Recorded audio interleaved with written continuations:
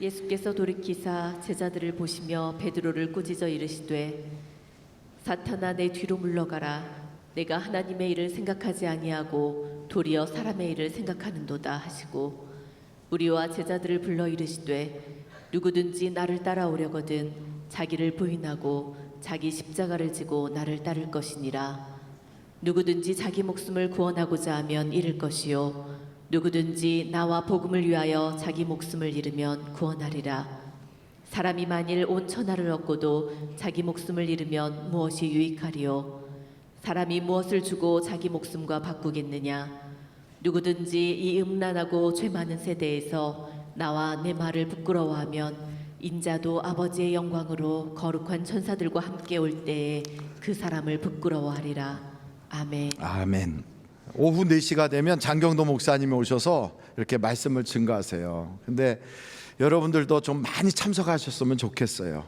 지난 추석 명절 기간에도 3일 동안 5번에 걸쳐서 우리가 집회를 했는데 집회 시간마다 성도님들이 참석하는 숫자가 점점 늘어나서 나중에는 본당 2층이 그냥 꽉 차도록 그렇게 모이셔서 평상시 금요철야보다 더 많은 분들이 오셔가지고 그렇게 추석날 많은 분들이 기도하는 걸 보면서 하나님이 우리 교회를 사랑하시는구나, 그리고 우리 성도님들이 잘 되겠구나, 그런 생각이 들었어요. 여러분, 그러니 잘 될 걸 기대하는 마음으로 옆에 분들한테 모든 것이 다 잘 되길 바랍니다 한번 인사하겠어요? 모든 것이 다 잘 되기를 바랍니다.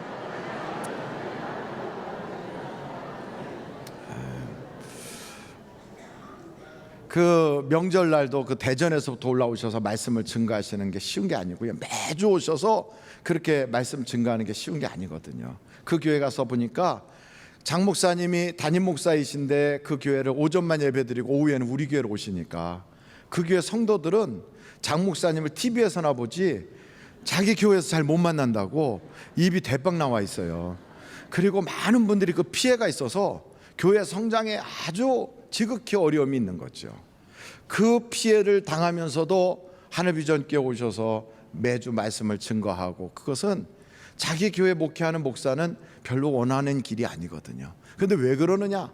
한국 교회를 성장시키겠다고 하는 그 마음이 있는 거예요. 서울 지역에 장 목사님과 만나는 방송인들도 전도하고, 또 그동안에 그 부흥회 집회에서 은혜 받았던 사람들인데 교회 출석 안 하는 사람들, 또 세상 사람인데 장 목사님은 개인적으로 이렇게 가까이 하고 싶은 사람들을 전도하는 기회로 우리 교회를 그렇게 센터로 사용하셔서 그 많은 사람들이 예수 믿게 하려고 그렇게 애를 쓰는 거예요. 그래서 여러분, 그런 그 예배에도 꼭 참석하시고 또 다른 분도 전도하셔서 여러분도 그런 복받는 일에 동참자가 되기를 간절히 바랍니다. 그 말씀 들을 때마다 처음에 시작하는 게 뭔가 아주 재밌는 이야기를 해가지고 한번 깔깔깔 웃고 시작하니까 성도도 얼굴이 확 펴지더라고요.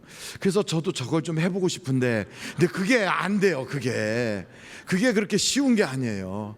그러니까 저는 어떤 생각했냐면, 그런 건 뭐 이런저런 얘기를 길게 할 것 없이 그냥 무턱대고 웃어보고 시작하자, 이런 생각이 들었어요. 한번 옆에 분들 바라보면서 그냥 한번 한 5분 동안만 웃었으면 좋은데 그렇게 길게 웃을 수가 없으니까 한 10초만 웃겠어요. 다 같이 옆에 분 바라보면서 한번 웃겠어요. 시작.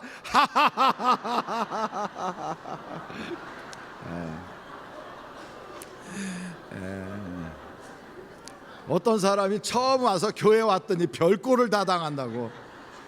근데 여러분, 일단 사람이 웃고 나면 몸에 있는 모든 에너지와 이게 행복 모드로 싹 바뀐대요. 그러니까 막 화가 나면 불행한 모드로 몸이 다 이렇게 바뀌고, 그리고 막 웃으면 몸이 행복 모드로 바뀐대네요. 그러니까 자꾸 웃으면 건강해지고요, 웃으면 암병도 다 떠나가고 우리 몸에 안 좋은 것들이 다 좋아지는 거예요. 그러니까 물을 놓고도 그렇게 실험했대잖아요. 물을 놓고도 난 너 싫어, 난 너 미워 막 이러면 물이 전부 다 막 이상하게 된대요. 안 좋은 게 된대요.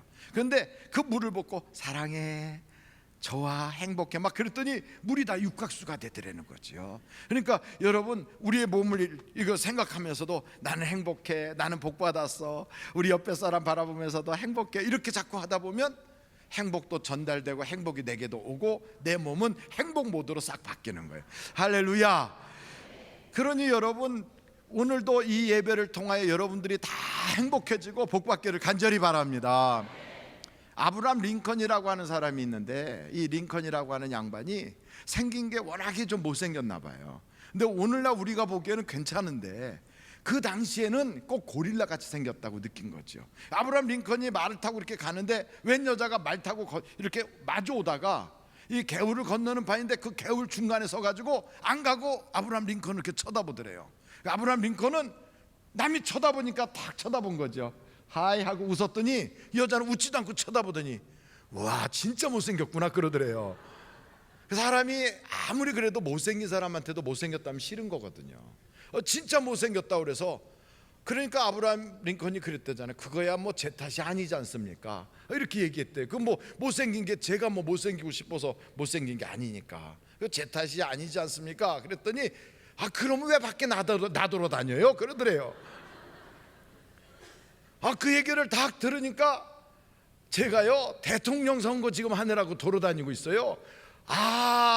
당신이 그 유명한 아브라함 링컨이라는 사람이요? 그러더래요. 그렇다 그러니까 이야 소문대로 진짜 못생겼구나 그러고 가더라는 거예요. 참.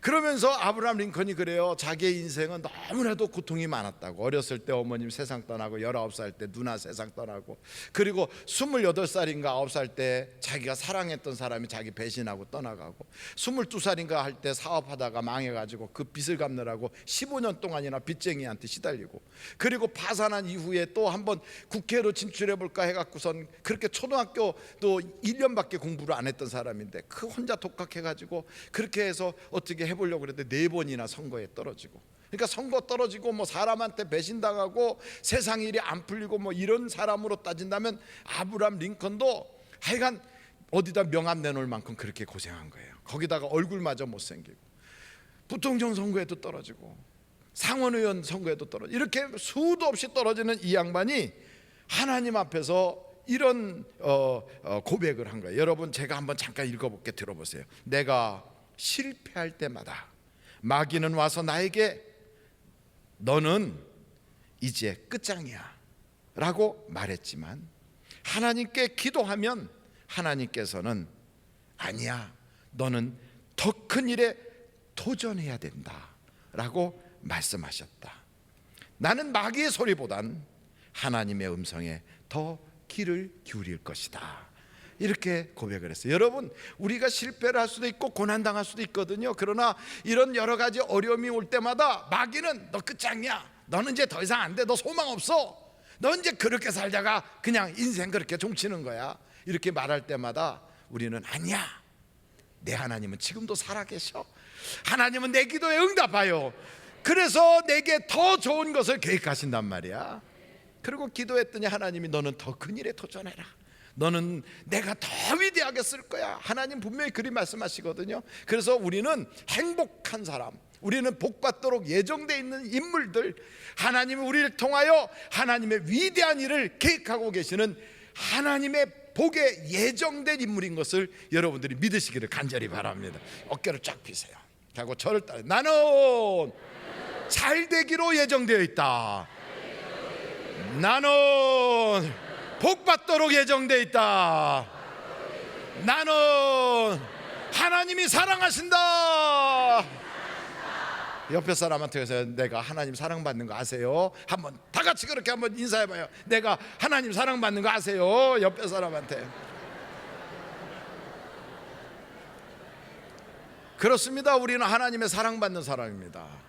그래서 오늘 성경을 보면 베드로가 주는 그리스도시요 살아계신 하나님의 아들입니다 라고 신앙 고백을 했더니 바요나 시몬아 내가 복이 있도다. 여기 계신 분들은 우리가 다 이런 신앙 고백하고 있는 줄로 믿습니다. 우리 예수님을 누구라고 그래요? 예수님을 아저씨라고 부르지 않잖아요. 예수님을 누구라고 불러요?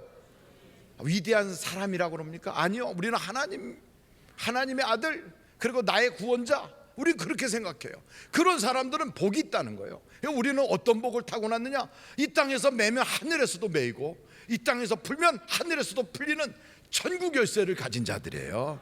그리고 우리는 최소한 이 세상에서요 뭐 어쩌고 힘들어도요 마귀의 권세, 음부의 권세가 우리를 건드리지도 못하는 하나님이 보장해 주시는 사람들이라고요. 그러니까 우리가 대단한 인물 아니에요? 복받도록 이렇게 딱 예정돼 있고 복받는 사람들이에요. 조금 현재 안 풀려도 우리는 현재를 보는 자가 아니라 앞으로 하나님이 주신 그 복의 입장에서 지금을 보는 거예요. 이게 믿음이에요.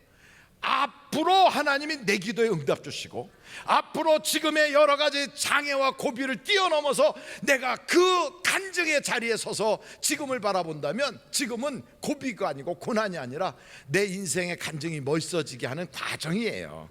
그래서 여러분, 우리는 항상 어깨도 펴고 행복한 미소를 가지고 더 잘 될 거야, 하나님이 복 주게 되어 있어, 이렇게 말을 할 수밖에 없어요. 왜? 베드로에게도 그랬으니까. 이렇게 복받도록 돼 있는 베드로가, 우리 주님이 그러는 거예요. 나는 이제 앞으로 장로들에게 고통을 당하고, 장로라고 그러니까 교회 장로를 말하는 줄 아는데 그게 아니라 당시 이스라엘의 지도자들에게 고난을 당하고 또 그들에게 핍박을 당하여 결국 내가 죽을 것이다. 그러나 죽어 끝이 아니라 다시 3일 만에 살아날 거야, 이렇게 얘기를 하는 거예요. 그 우리는 어디에 포인트가 딱 잡히냐면, 아, 주님이 죽었다가 다시 살아나는구나, 여기에 잡히는데 베드로는 그 생각이 안 드는 거예요. 사람이 죽으면 어떻게 다시 살아나, 이런 생각이 들어가지고 예수님이 고난당한다고 그러고 돌아가신다고 그러니까 주여 그리하지 마소서, 이렇게 얘기한 거예요. 그랬더니 주님이, 사단아 내 뒤로 물러가라, 너는 왜 사람의 일만 생각하냐, 하나님의 일은 생각하지 아니하고. 우리들도 복받도록 되어 있는데 사람의 일만 자꾸 생각하면 그 일이 안 되는 거예요. 그래서 하나님의 일을 생각하는 자로 바뀌어야 되거든요. 그러면서 너희가 이 땅에 살면서 내 말을 부끄러워하면 나도 아버지 앞에서와 천사들 앞에서 너를 부끄러워할 것이지만, 내가 만약 이 땅에서 내 말을 시인하고 나를 사랑하고 나를 아주 귀히 여기면 나도 아버지와 천사들 앞에서 너를 안다고 할 것이다. 이 내용이 오늘의 말씀이라고요. 이 말씀을 가지고 저는 여러분에게 이렇게 묻고 싶어요. 여러분은 무엇을 가지고 사십니까? 무엇 가지고 사세요? 갑자기 심각해지는데 심각해질 거 하나도 없어요. 여기 오늘 보니까, 아, 이 말씀이 그 말씀이라면 나는 예수님에 대한 분명한 믿음을 가지고 살아야 되겠구나. 이게 얼마나 복이에요, 여러분. 그래서 믿는 사람들은 다른 것보다 중요한 게 있어요. 우리가 물론 돈도 있어야 되고요, 세상에 직업도 있어야 되고, 건강도 있어야 되고, 가정도 있어야 되고, 우리에게 또 자녀도 있어야 되고, 우리가 살아가는데 내 인생에 어떤 꿈이 있어야 되고, 뭐 많은 게 있어야 돼요. 그런데 그 모든 것 중에 가장 핵심은 뭐냐? 분명한 신앙이 있어야 돼요. 아멘. 좀 더 크게 보세요. 제가 너무 흥분해서 여러분이 대답을 안 하는 것 같은데, 다시 한번 제가 이야기할 때 요때 아멘을 크게 해주셔야 돼요. 이 세상의 모든 거 다 필요하지만 그 중에 최고로 필요한 건 예수님에 대한 분명한 믿음이 있어야 돼요. 그래요, 믿음이 있어야 돼요. 그 믿음대로 되는 거거든요. 그러니까 이 믿음이 있는 사람은 우리 주님이 복이 있도다 그래요. 그러니까 복 받는 방법이 돈이 있다고 복 받는 게 아니고, 내 앞길이 쫙 열려지는 게 막 보인다고 그래서 복 받는 게 아니에요. 열려지는 것 같아서 그 길로 갔다가 그것 때문에 인생 망가지는 사람 많아요. 복권 당첨됐다고 신난다고 막 내 인생 이제 완전히 대박 났다고 좋아하다가 그것 때문에 가정 깨지고, 그것 때문에 몸 버리고, 그것 때문에 하나님 떠나고, 그것 때문에 인생 망가진 사람도 많단 말이죠. 그러니까 여러분, 길이 지금 열렸다고만 좋은 게 아니에요. 우리의 인생에서 최고로 좋은 건 예수 잘 믿는 거예요. 예수 잘 믿는, 그 예수님에 대한 믿음이 분명해야 돼요. 그래, 여러분 예수님에 대한 믿음이 다 분명하기를 간절히 바랍니다. 제가 김태욱이라고 하는 성도님을 한번 신방을 했는데요, 그분은 저 분당에 있는 자생병원 거기에 입원하고 계시는 분이에요. 그런데 이 양반이 그 분당 자생병원에 입원하고 계시는데 제가 신방을 갔더니, 아유, 한숨 기도를 받고 나서 그분이 그래요. 목사님, 제가 이렇게 탁 어떻게 사람들하고 대화하는데 방어하고 있지도 않고 그냥 이렇게 무방비 상태로 있는데 누가 와서 팍 미는 바람에 팍 하고 넘어져 가지고 어떻게 좀 이렇게 짚고 넘어져 있고 그래야 되는데 그러질 못하고 몸을 가누질 못해서 잘못 넘어져서 목이 다쳤어요. 그래가지고 전신이 마비됐거든요. 근데 마비되기 바로 직전에 제가 기절을 했는데, 그 순간에 제가 어딘가를 가고 있더라고요. 어딘가를. 근데 이분이 교회를 그렇게 열심히 다니는 분이 아니었어요. 가끔 보이는 사람이에요. 가끔. 그러니까 교회를 너무 가끔 나와서 1년에 한두 차례 나올까 말까 하는 사람이에요. 아니 왜 목사님 그런 데를 다 신방 갔어요? 아니 가게 돼서 간 게 아니라 어떻게 하다 보니까 가게 됐어요. 근데 갔더니 이분이 그러는 거예요. 자기가 걸어가는데 쓰러져서 이제 의식이 없을 때 어디를 가는데 거기가 그냥 황량하더라는 거예요. 아주 막 사막 같으더래요. 근데 깜깜하고 점점점 어두운 데로 자기가 막 끌려가는데 이렇게 보니까 저쪽에는 밝은데 막 분수도 나오고 폭포도 있고 막 강들이 확 있는데 너무너무 아름다운데 거기 목사님이 서 계세요. 그래서 내가 그쪽으로 가겠다 그러니까 너는 못 가 그러더라는 거예요. 그러면서 가기 싫은데도 억지로 막 거기로 끌려 들어가더라는 거예요. 거기로. 그래서 막 버둥버둥 하는데 아우 나 저쪽에 가고 싶은데 너는 안 된다는 거예요. 그렇게 막 얘기하는 반에 버둥거리고 있는데 깨어났더니 그래 여기 이렇게 누워 있다는 거죠. 그래도 이렇게라도 내가 거기 안 가고 있어서 너무 다행이라고 그렇게 생각했는데요. 그러면서 목사님이 오셔서 기도해 주니까 지금 죽어도 여한이 없습니다 그래요. 그게 누구냐면 그분이 해를 품은 달인가 하는 그 영화 드라마에 나오는 김민서라고 하는 그 연예인의 아버지예요 그분이. 근데 그렇게 그냥 꼼짝 못하고 있는데 그런 꿈을 꾼 거예요. 제가 그 이야기를 딱 듣고 나서 생각해 보니까 아 이게 뭐야? 이게 지금 부자와 그 나사로라고 하는 그 성경에 나오는 그 광경을 이분이 봤다는 거네. 근데 이분은 그런 걸 모르시는 분이거든. 근데 그걸 봤다는 거예요. 그래서 제가 그걸 딱 듣고 나서 우리 교인들 중에도 한번 확인해 봐야 되겠다. 어찌 살든 이 땅에서 믿음 있으면 하나님께서 복이 있다고 하셨고, 믿음 있으면 이 땅에 천국 열쇠를 가지고, 믿음 있으면 음부의 권세를 이기게 되는데, 뿐만 아니고 그 사람들은 천국이 보장되어 있는 거 아니냐. 그거 우리 성도님들한테 확인해 봐야 되겠다. 여러분 우리가 이 세상 영원히 산다면 이런 거 확인할 필요 없어요. 근데 우리는 언젠간 죽거든. 그 죽으면 끝이 아니라 그 다음에 심판이 있다는 거예요. 심판 있는데 그 심판에서 이미 구원받은 사람은 천국 하나님의 나라에 들어가고, 구원받지 못한 사람은 그 사람 가기 싫어서 발버둥 쳤던 그 음부로 떨어진다는 거예요. 에이 목사님 정말 설마 그럴 일이 있겠어요? 하나님 사랑이라는데. 에이 지옥 천국 그런 거 다 없어요. 그냥 그거는 우리 보고 착하게 살라고, 세상에 이 도덕 윤리 잘 지키며 살라고 하는 그런 입장에서 해놓은 거지. 뭐 죽으면 끝이지 뭐가 있겠어요? 정말 죽으면 끝이라면 괜찮아요. 그리고 천국 지옥 없다면 그래 괜찮아요. 근데 만약 진짜 있다면 어떻게 할 거예요? 진짜 있다면 내가 죽었는데 진짜 그게 있다, 그럼 어떻게 할 거예요? 그때 가서 이거 어떻게 하나?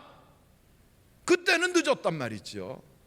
그러니까 이 땅에서 우리가 준비를 해야 된단 말이죠.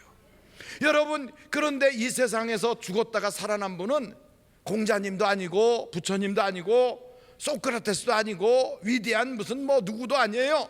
이 세상에서 돌아가셨다가 다시 살아나오신 분은 오직 한 분밖에 없는데 그분이 예수님이시다 이 말이에요.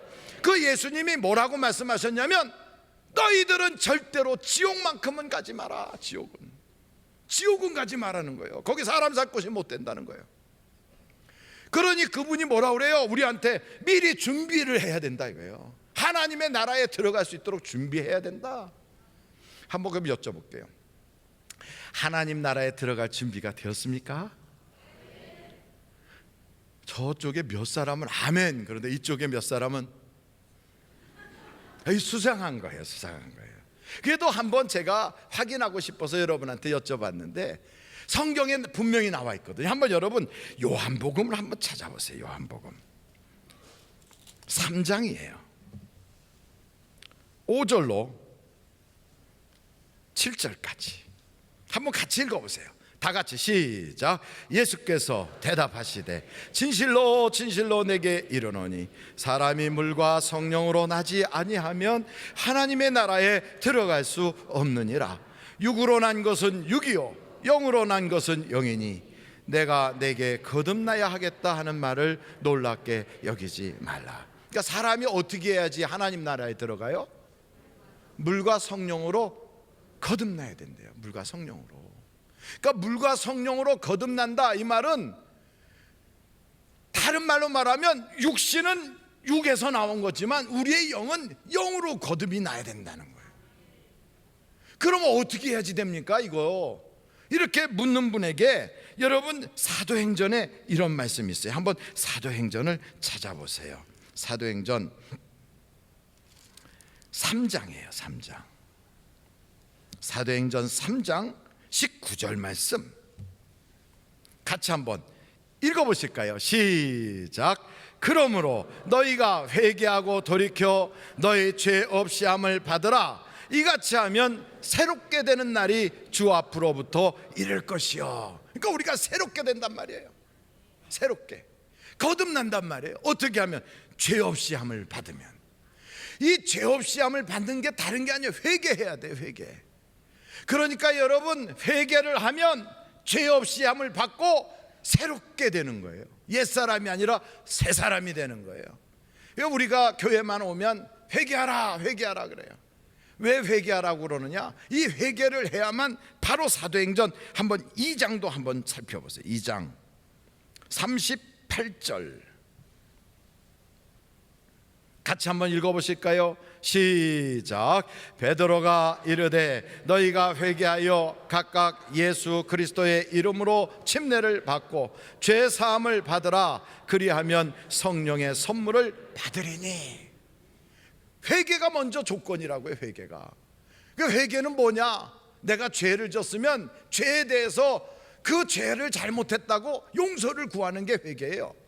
그런데 한 번에 죄를 지면 이 죄가 내게 마음에도 이 죄가 남아있어요. 내가 지은 죄가 뿐만 아니고 하나님의 나라의 기록물에도 남아있어요. 그리고 내가 지은 그 죄 때문에 피해를 당한 사람에게도 남아있어요. 그러니까 이 해결을 하려면 이 세 가지가 다 해결돼야 돼요. 그러니까 우리는 에이 뭐 죄 졌다가 잘못했어요, 죄 졌다가 에이 죄송해요, 아유 그러지 말 거 그랬어요, 이렇게 단순한 얘기가 아니에요. 죄를 지으면 짓는 순간 내 마음에 그게 기록이 돼요. 그래서 죄책감이 생기고 죄에 대한 마음의 부담이 생겨요. 그것뿐 아니라 하나님의 나라에도 그게 기록이 돼요. 근데 뭘로 기록됐냐면 금강석 철필로 기록이 된대요. 성경에 보니까 예레미야서 17장 1절에 글이 나와 있거든요.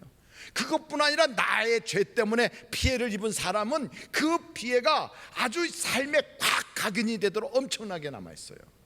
그래서 내가 죄 지은 것 때문에 상처받은 그 사람에게도 용서를 구해야 되고, 내 죄가 기록된 그 하늘나라 거기에 지어달라고 하나님께도 용서를 구해야 되고, 내 마음에 죄책감이 사라지게 해달라고 하나님께 그것도 구해야 돼서 이 죄의 회개는 내 마음과 하나님과 상대방에게 완전하게 여러분 용서를 구해야 그게 회개예요.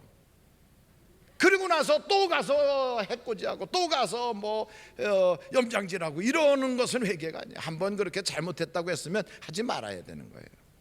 그래서 회개가 그렇게 쉬운 게 아니거든요. 근데 우리 자꾸 죄를 지니까 내 힘 가지고 안 되니까 하나님, 그러니 이제는 내가 본질이 바뀌고 내 속에 있는 사람의 성품이 달라져야 되는데 이 기질과 성품이 잘 못 따라가요. 그러니 하나님 내게만 맡겨두지 마시고 성령님을 보내어 주옵소서.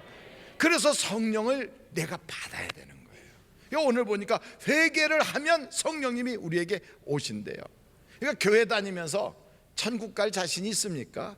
준비됐습니까? 하고 물어보면 아멘, 네 이렇게 대답해요. 왜? 목사한테 다 배웠거든요. 그래가지고 그냥 배웠으니까 천국 갈 확신 있는 사람 손 드세요 그러면 예 하고 다 들어요. 주여, 주여 주여 한다고 다 가는 게 아닌데도, 교회에서 배웠다고 되는 것도 아닌데도 손 들면 다 되는 줄 알아요. 근데 그게 아니거든요. 그거 어떻게 해야지 됩니까? 목사님 또 복잡하게 뭘 말을 하려고 그래요? 아니 그게 아니고 성경에 한번 로마서를 찾아보세요. 로마서 8장 16절 한번 같이 한번 읽어보겠어요. 시작. 성령이 친히 우리의 영과 더불어 우리가 하나님의 자녀인 것을 증언하시나니. 그러니까 아무런 뭐도 없는데 그냥 교회 가서 배워가지고 목사가 가르쳐주니까 아멘 나 교회 다닌다 그리고 손 들고 그랬다고 구원받는 게 아니에요. 철석같이 믿었어. 내가 구원받았다고. 그랬더니 하나님 앞에 섰는데 하나님 모르신다네. 이 큰 문제가 아니에요. 성경에도 나와 있어요. 그거 어떻게 해야 되냐고요? 내 속에 증거가 있어야 돼. 증거가. 여러분 부산에 이번에 명절날 부산에 간다, 광주에 간다 이렇게 갈 때 그냥 가면 됩니까? 기차표를 딱 증거를 가지고 있든지 아니면 고속버스를 타고 가려면 고속버스 표를 사든지 뭐가 있어야 되잖아요. 천국에 들어가는 사람이 그냥 나 천국에 간다고 쑥 가면 가지나요? 차표 봅시다. 없는데요. 표가 있어야 돼요. 표가. 이게 뭐냐? 성경에 보니까 이게 성령이라는 거예요. 성령. 성령이 계시면 하나님의 아들이라고 자기가 믿어지는 거예요. 믿어지는 거예요. 그게 증거가 돼요. 그리고 성령으로 구원받은 자 하늘나라에 가는 사람들은 하나님이 도장 찍듯이 성령으로 콱콱 찍어놨다는 거예요. 그러니까 여러분, 내가 교회에 얼마나 오래 다녔느냐, 내가 교회에 어떤 직분이냐, 이거 굉장히 중요하지만 그와 더불어 더 중요한 게 있다면 성령 받으셨습니까? 이게 중요한 거예요. 그래서 성경에 보면 예수님도 제자들한테 성령을 받으라. 또 우리 제자들도 가는 곳곳마다 너희가 믿을 때 성령을 받았느냐 이걸 물어봤어요. 그러니 저는 여러분에게 묻습니다. 여러분 성령 받으셨습니까? 아멘을 하긴 하는데 약간 이게 왔다 갔다 하는 사람도 있어요. 그러면 목사님 성령 나는 받았는지 안 받았는지 확인이 잘 안 되는데 어떻게 합니까? 성령이 내게 오시면요, 이게 생명이기 때문에 표시가 나요. 어린아이를 임신해도요, 처음에는 몰라, 자기만 알지. 그러다가 조금 지나면 옆에 사람들이 다 알아요. 배가 나오고요, 벌써 이렇게 막 구역질도 하고 다 알아요. 그 조금 더 지나면 배가 아주 이따만큼 나와가지고 누가 가릴 수가 없어져요. 그리고 아주 세월이 지나면 출산을 해요. 다 알아요. 성령도 내게 오시면 다른 사람은 몰라도 주신 분과 받은 사람은 알아요. 그러다가 좀 지나면 저 사람이 바뀌었어. 옛날에 그 아무개가 아니야. 달라졌어요. 그게 점점점 바뀌잖아요. 그러면 주변 사람들도 야, 아무개가 옛날에 그 아무개가 아니에. 그러다가 때가 되면 이 사람이 자기에게 오신 성령님 때문에 간증이 나오고요, 다른 사람에게 예수를 전하기 시작하고 구원의 열매가 맺어지고요, 전도의 열매가 나타나기 시작해요. 이런 게 바로 성령 받은 증거란 말이에요.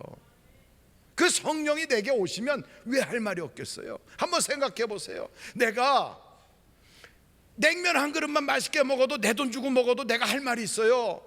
그런데 천지를 창조하신 하나님이신 그 그리스도의 영을 만났는데 아무 말도 할 게 없다. 이상한 거잖아요. 벌써 문제가 있잖아요. 그런데 이 세상에 있는 이단들을 보세요.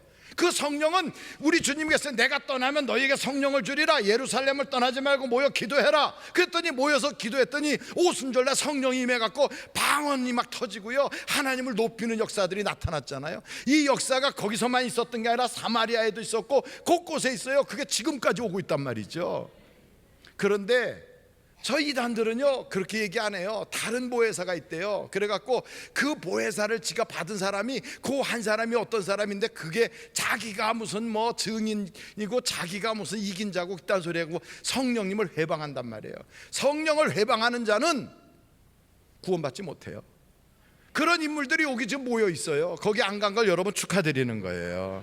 한번 옆에 사람한테 축하합니다 한번 하겠어요? 축하합니다. 온갖 이단들은요 예수님을 얼마나 아주 욕되게 하고 예수님이 보내주시는 성령님을 얼마나 하찮게 여기는지 몰라요. 그런데 여러분 그렇지 않아요. 성령님은 하나님이시고 성령님은 그리스도의 영이요 하나님의 영이라 이 말이에요. 그걸 받아야 여러분 천국 가는 거예요.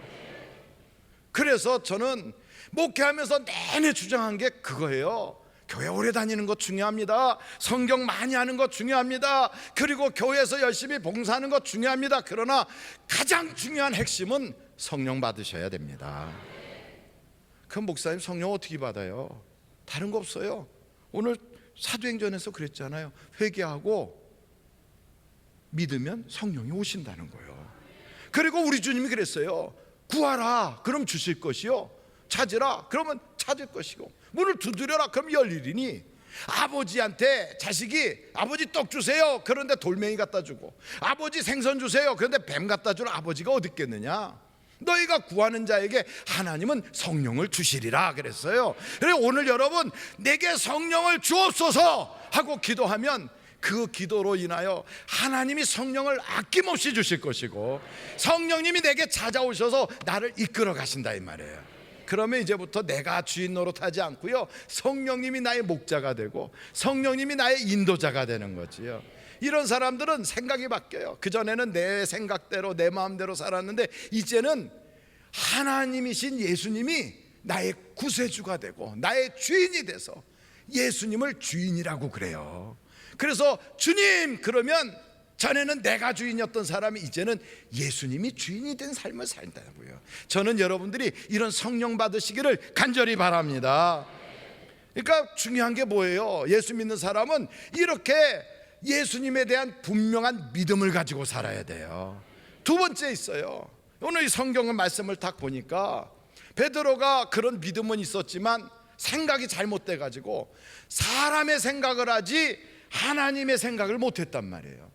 이게 무슨 얘기냐면 로마서를 한번 찾아보세요. 로마서 8장이에요. 8장 5절부터 한번 보겠어요.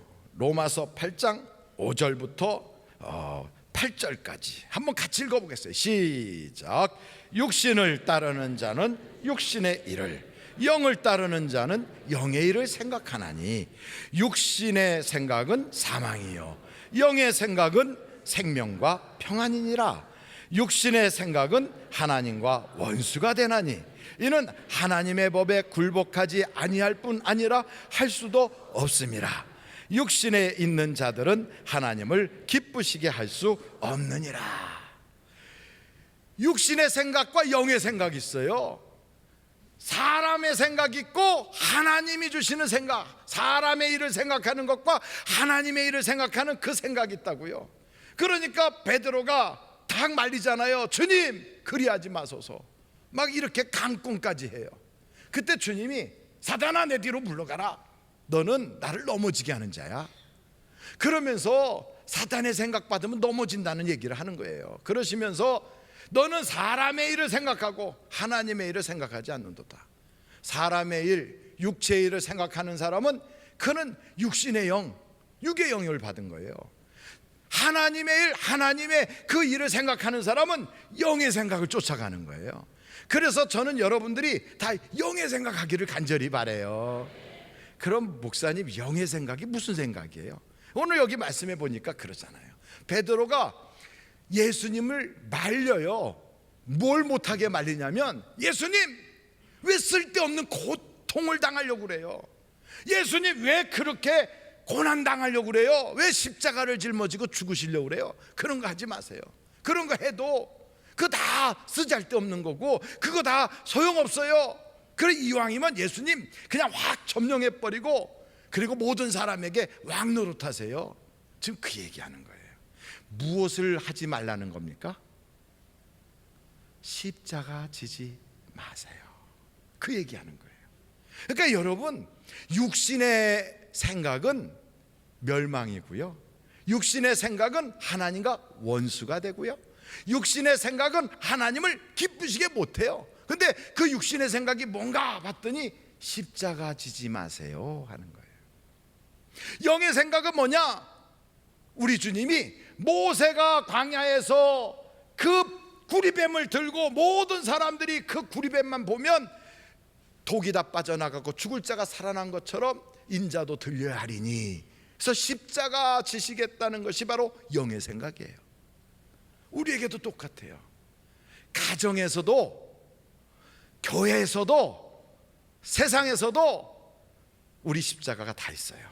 그래서 우리 주님이 그러잖아요. 나를 따르려거든 자기 십자가를 지고 나를 따를 것이니라.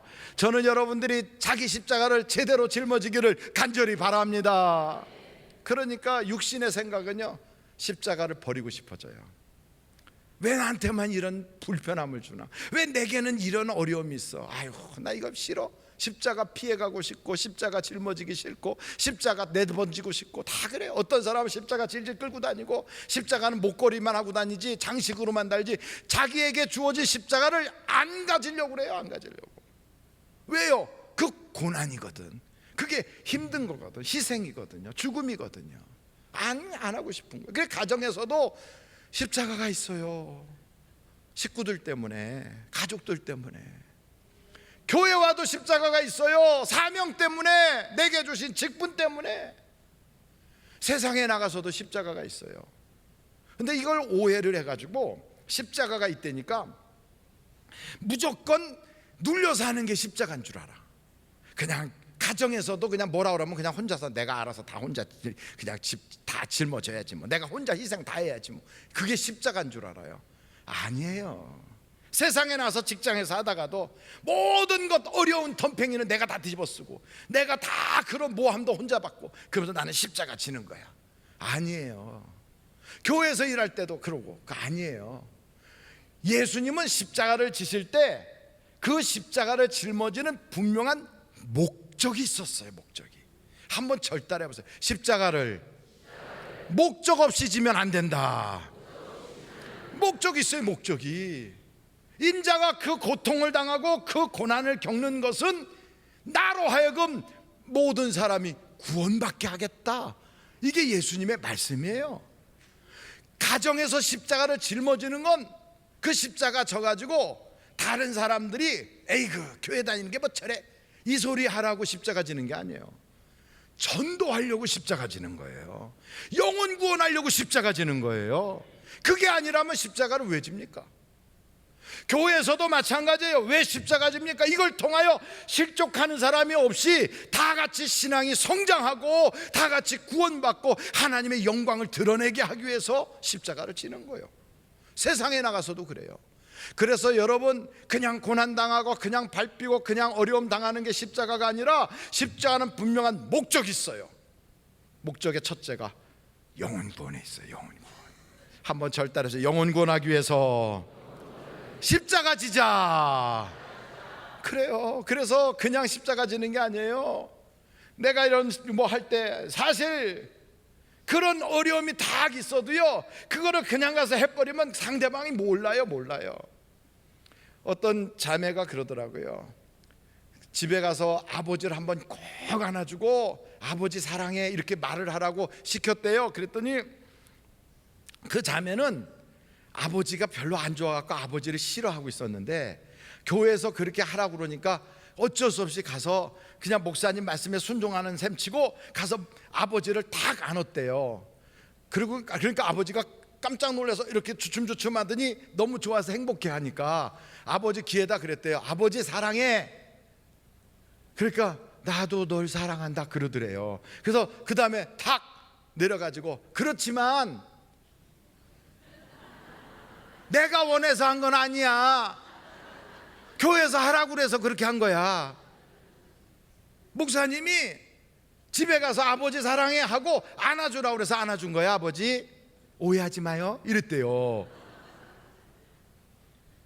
그랬더니 그 아버지가 그 목사 괜찮네 그래가지고 교회를 나왔다는 거 아니에요. 그래가지고 그러니까 여러분 다른 걸 얘기하면 안 돼요. 그냥 가서 그냥 사랑해 그러면 그런가 보다 그러고 그냥 가서 뭐 구제한다고 갔다가 라면 주고 김치 주고 쌀 주면 저 사람도 돈 많아서 저런가 보다 그래요. 그리고 가서 막 희생하고 그러잖아요. 그러면 저 사람도 소갈이 없어서 저런가 보다 그래요. 그게 아니고 나는 당신에게 이걸 주는데 내가 넘치도록 많아서 주는 게 아니라 당신이 이거 받고 예수 믿고 구원받으라고 주는 거예요. 나도 우리 집에 김장하려면 돈 많이 들고 힘들지만 우리 집에 담은 거 내가 나눠서 당신에게 주는 건 이거 드실 때마다 예수님 생각하고 꼭 예수 믿고 구원받으라고 드리는 거예요. 이게 십자가 지는 거예요. 이게 그냥 맥없이 지는 게 아니고 회사에서도 아이고 뭐 이렇게 하고 뭐 문제가 있으면 제가 당직할게요. 그렇지만 오늘 당직하는 그분한테 내가 이렇게 하는 거는 주일날 교회 가서 예수 믿고 같이 신앙생활 하자고 내가 당직 오늘 맡아주는 거예요. 이렇게 얘기를 하라 이 말이에요. 하라고. 그냥 맥없이 다 밟히고 그러면 예수 믿는 사람들 원래 저러는 줄 알고, 그리고 안 좋을 땐 뒤집어 씌우고 덤팽이 씌우고, 이게 아니다 이 말이에요. 우리는 목적이 분명해요. 내가 희생하고 내가 고난받고 내가 이 어려움의 모든 문제를 짊어지는 이유는 하나예요. 영혼 구원에 있다 이 말이에요. 영혼. 이걸 위해서 하나님 영광 받으소서.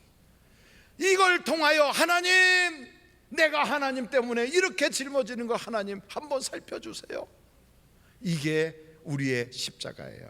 마지막으로 우리는 영의 생각만 가지고 사는 게 아니라 오늘 성경에 보니까 하나님의 말씀을 우리는 귀히 여겨서 있어야 돼요. 한번 절단해 보세요. 하나님의 말씀을 귀하게 여기며 살자. 그러니까 어떤 사람은 하나님 말씀을 다 들어도요, 그냥 콧방귀 한번 끼고 그냥 한쪽 귀로 흘려보내는 사람도 있어요. 롯이라고 하는 사람이 그 천사가 와가지고 오늘 밤에 여기 소돔성 망한데 그러니 빨리 피해가요 하는 소식을 들어서 자기 사위들을 좀 구원해보고 싶어서 갔더니 사위들이 롯이 하는 소리를 농담으로 하래요. 농담으로 듣질 않아. 사람의 말로 들어요. 그러니까 우리가 하나님의 말씀을 딱 듣잖아요. 그러면 들을 때 이거를 귀하게 여겨야 돼요. 그러면 내가 하나님 앞에서 그리고 천사들 앞에서 나도 너를 귀하게 여기고 너를 안다고 시인하리라. 그러나 내가 한 말을 부끄럽게 여기고 그걸 하찮게 여기고 그걸 귀하게 여기지 않으면 나도 또한 그리하리라. 이게 성경의 말씀이에요. 그러니까 여러분, 말씀에는 여러 종류의 말씀이 있어요. 이 성경에 이렇게 쓰여진 말씀이 있어요. 기록된 말씀. 이거 기록된 말씀을 읽다가 보면 은혜 받은 말씀, 깨달은 말씀도 있다고요. 여러분, 잠언서까지 다 끝났지요? 아이고, 몇 사람만 못 따라오고 나머지는 안 따라오셨네. 이제 오늘부터 전도서 들어가는 거지요? 무슨 얘기인지 모르시잖아요. 우리가 성경을 하루에 몇 장씩 읽어요? 6장씩 읽어가요. 그래서 이제 오늘부터 전도서 들어간 거예요. 근데 전도서를 들어가는데 이제 잠언서가 끝났다고요. 그러니까 이렇게 하자 그러면 그거를 아멘 하고 내가 귀하게 여기고 가야 되는데, 목사는 항상 저런 소리 하는 거야 하고 가찮게 여기고 쑥 넘길 수도 있고 하나님의 말씀으로 받을 수도 있다 이거지요. 근데 그걸 귀하게 받으면 그 말씀이 통하여 그에게 역사가 나타나는 거예요. 역사가. 기도합시다 그러면 사람들이 아멘 하고 기도하면 하나님의 기도에 응답을 주시는 역사가 나타나는 거예요. 전도합시다 그러면 순종하고 전도하면 하나님의 기적을 보는 거예요. 그러니까 말씀이요, 기록된 말씀이 있고 깨달은 말씀이 있고 은혜 받은 말씀이 있어요. 그리고 목사를 통하여 혹은 여러 주의 종도를 통하여 선포된 말씀이 있어요. 이 말씀을 우리가 한쪽 귀로 듣고 한쪽 귀로 흘려보낼 수도 있지만 그 말씀을 하나님의 말씀으로 딱 받아가지고 아멘 하고 귀하게 여기면 하나님도 우리를 귀하게 여기시고, 내가 그 말씀을 내가 아주 높이기 시작하고 그걸 내가 실천하려고 애를 쓰면 하나님도 나를 안다고 하시고 나를 존귀하게 여기신다 이 말이에요. 너희가 내 말을 버리면 나도 너를 버린다 그랬어요. 여러분, 그래서 우리가 신앙생활 다른 게 아니에요. 이 말씀이 4가지가 있잖아요. 제가 말씀드린 대로 첫째는 기록된 말씀이 있어요. 그리고 두 번째는 깨달은 말씀이 있어요. 내가 읽다가. 세 번째는 은혜 받은 말씀이 있어요. 네 번째는 목사님들이나 이런 분들을 통하여 선포되는 말씀이 있어요. 이 말씀을 딱 들을 때 이것 가지고 살라고 하나님이 내게 주셨구나. 무수히 많은 사람들은 마지막 때가 되면요, 이 강에서 저 강까지 돈이 없어서가 아니고 먹을 양식이 없어서가 아니라 말씀을 찾으려고 비틀거린대잖아요. 이 사람들은 살아나는 거예요. 하나님의 말씀, 내게 주시는 말씀을 찾으려고 그 말씀이 나를 살린다고 말씀에다가 매진하는 사람에게는 하나님의 기적이 나타나게 돼 있어요. 그래서 저는 3가지의 말씀으로 오늘 여러분에게 드려요. 우리는 무엇을 가지고 살아야 되나? 첫째, 예수님에 대한 믿음을 가지고 살아야 돼요. 두 번째, 영의 생각을 하며 살아야 돼요. 마지막 3번째, 하나님의 말씀을 붙잡고 살아야 돼요. 이 3가지가 우리의 인생에 그대로 오면 하나님이 나를 높이셔요. 이건 뭐 모르는 말씀이 어디 있어요? 날마다 듣던 말씀인데. 그렇지만 그 날마다 듣던 그 말씀이 내 인생을 변화시킨단 말이에요. 날마다 읽던 그 말씀이 우리에게 생명을 살리고 내 인생의 기적을 만들어요. 오늘 저는 이 말씀이 여러분에게 그냥 꽉 부딪혀서 거기서부터 기적이 막 나타나기를 간절히 바라요. 빛이 쫙 비치면 어떤 그 빛은 이렇게 노란 색깔이 나오기도 하고 붉은 색깔, 핑크 색깔, 파란 색깔이 나오게 하는 것, 그 빛이 여기에 부딪히는 순간 여기서 그 색깔로 반응하기 때문에 이 색깔이 보이는 거예요. 하나님의 말씀이 빛처럼 나에게 비칠 때 내가 그 빛에 대하여, 그 말씀에 대하여 반응하게 되면 내가 여기에서 온갖 것들의 색깔이 나타나는 것처럼 나의 생활 가운데도 하나님의 복이 나타나게 되어 있어요. 그래서 저는 여러분에게 무지개와 같은 오색 찬란한 하나님의 영광이 드러나는 복받은 분들이 되시기를 주님의 이름으로 축원합니다. 우리 한번 주님 앞에 기도했으면 좋겠어요. 기도했어요.